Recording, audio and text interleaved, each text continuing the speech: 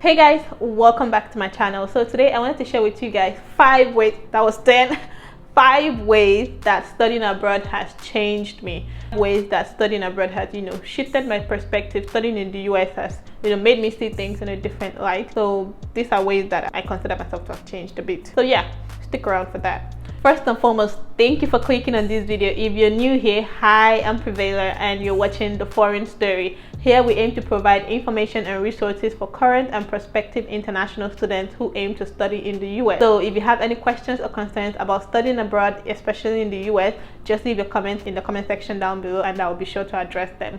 If you're a returning subscriber, thank you so much for coming back. You're the real MVP. I really appreciate you. Before we get into this video, don't forget to smash that subscribe button, like this video, share with your friends and family, leave a comment in the comment section down below, answer the question: how has studying abroad changed you? If you're a current international student, if you're a prospective student, how do you anticipate that studying abroad will change you? So I want to hear your thoughts and comments in the comment section down below. I look forward to reading them. The first way that studying in the US has changed me is that it has allowed me to appreciate the importance of community more. So coming from Nigeria, everybody's in everybody's business, and there's more of a community and family kind of feel in Nigeria.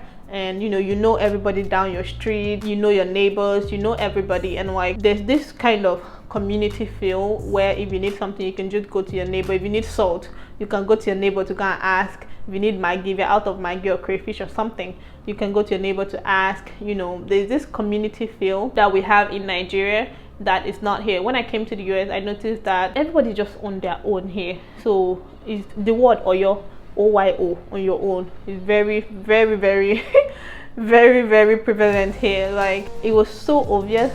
People don't really talk to each other like that here. So that's why there's this heightened sense of community of students, community of, I don't know, LinkedIn professionals. There's more that sense of trying to build community here, whereas in Nigeria there's already a community. Wherever you go, there's a community. You can easily ask people questions, you can easily find out information. There's always someone there to help you. You don't feel as overwhelmed because you don't have to do everything by yourself per se. But here that's not the case. So when I came here, I realized that that community in your business type of thing that we have in Nigeria, that's quite helpful, because when you go into new settings, it's easy to acclimatize, it's easy to just find friends and be yourself and have a community of people that will help you. But here you have to kind of intentionally build it, because everybody's on their own and nobody's gonna really talk to you like that. When I went to the university, another way I appreciated community was when I started talking to other international students and I started finding out information that really helped me, like how to get scholarships, how to get jobs on campus, how to get internships, all those type of things. So having a community is very important. Having a community of like-minded individuals is also very important. People who are trying to achieve the same goal as you is important. So coming here and seeing how the environment here is really made me appreciate like community, having people around you, people to help you. Even people who get married, settle down and have kids here, it's very difficult having kids here because you do everything yourself. In Nigeria, we have your parents or your mom or your mother-in-law, someone will come and help you. But if you don't have your parents and your mother-in-law or your family here, it can be very difficult because it's not as easy to get house help or something. It's not as easy to get help here as it is in Nigeria. So again, that whole community thing comes into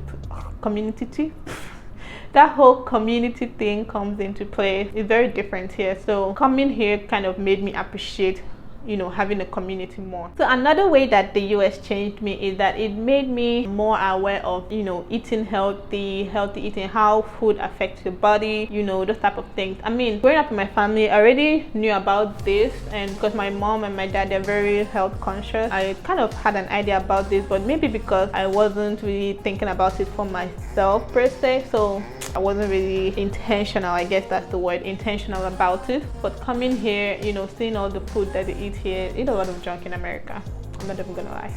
Yeah. So you have to be intentional about not eating all of those things and being mindful of what you eat, eating healthy, counting calories, making sure you're not eating too much and all of that. I mean, I still struggle with that because I like food. Anybody around me knows I like food. But you know, there comes a time as an adult where you have to borrow yourself sense. Have to borrow yourself sense and, you know, do what is right for you, your health, long term, and all of that. So I'm still learning and trying to be more intentional about eating and all of these things. But yeah, coming to the US made me more aware of this thing. Another way that the US changed me is that it made me more resilient. So the L's that I've chopped in this life, Jesus is Lord, I have chopped plenty L's. I've chopped plenty L's in this life. Throughout school, I didn't get any internship. What I was getting was rejections upon rejection. We are sorry to, no, how do I say it?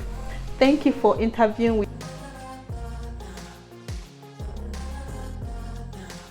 Being able to push forward despite those difficulties made me more resilient, made me learn more about myself, and I was able to, you know, just be a better version of myself. I'm still working every day to be a better version of myself, and sometimes I fall down, but, you know, something I've noticed, I always pick myself back up and, you know, keep going, keep pushing forward. That's a trait that you need if you're going to study abroad, because there's going to be there's going to be a lot of rejections. You're not going to get everything you want. Money may be an issue, difficulties, financial struggles here and there. Like, there are going to be things. So you have to be able to like pivot. You have to be able to pick yourself back up when you're down. You have to be able to lean into your community. I'm really, like, today I always say that I'm grateful for my family. I'm grateful for family in the US, my uncle, my auntie. I'm grateful for all of them because they really helped me.